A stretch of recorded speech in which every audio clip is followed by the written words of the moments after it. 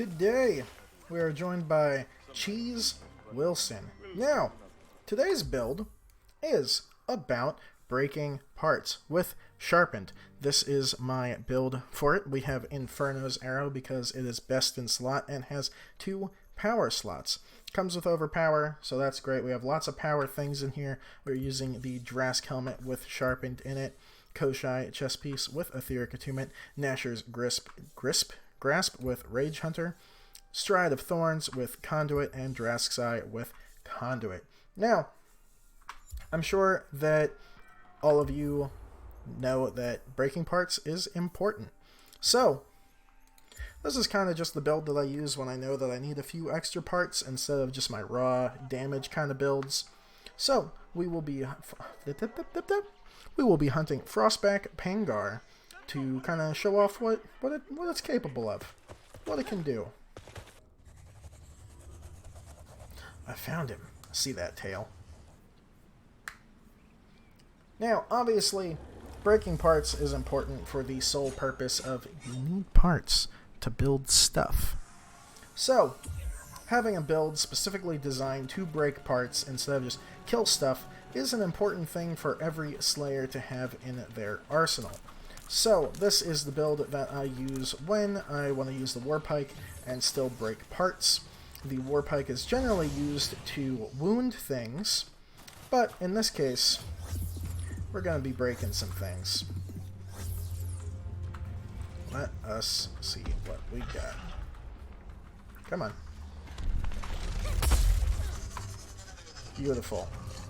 Beautiful. So, we're going to get a shot loaded up here.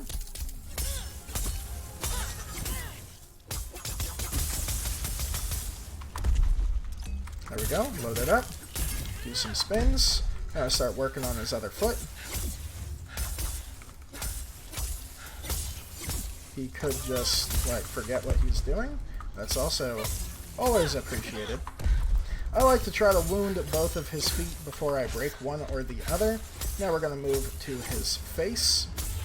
He's going to enrage. We're going to avoid those. He's going to roll. He's going to hit us, unfortunately. Now, most of the time, he'll roll back. So, you know, cool. Or he'll do a tail slap. That also works.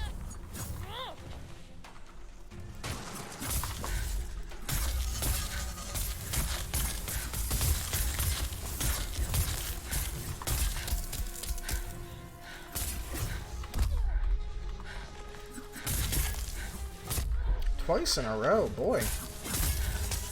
There we go. Now we're going to go after his tail, or we'll get frozen in ice cubes. It's also an option. Can't hit his tail. There we go. Now wound that tail. Now we're going to spin to win, hopefully, as long as he doesn't move too much. There we go.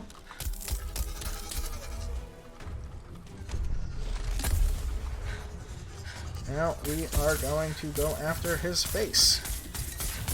At least attempt to. Now move to his leg, since he so graciously put that in front of us. Now continue to smack him in the face. We're going to knock him out. Keep spinning to win on his face. There we go. He's going Aether Charged, which is fine. He does have 2 more parts that we could break.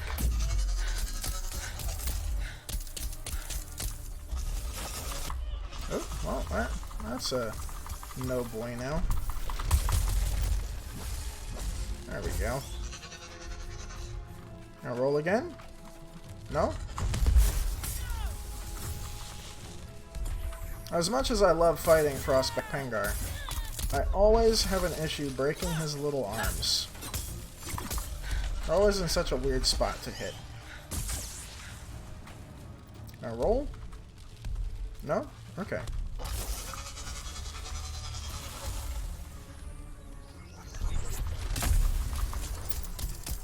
There we go. Now run around him. Poke him in the army. Just try to. At least with a Warpike, it's kind of hard to get those little arms. So, not the fastest in the world, but geez, we broke both legs, his tail, and his face in 3 minutes and 49 seconds. Now, the Warpike is not good at getting his little grabby arms because it doesn't really have an over attack. Those little arms are a lot easier to break with things like the axe, even the sword, because it has the 3 left clicks, 2 right clicks combo where the last one swings over the top of their head. This is an interesting looking man. So, if you enjoyed this video, you can give it an upvote. If you didn't, give it a downvote, but let me know in the comments why you gave it a downvote. And if you want to see more of me, you can subscribe to my YouTube, or you could follow me on Twitch at twitch.tv/ShockerCT422. And I hope you all have a good night. Bye!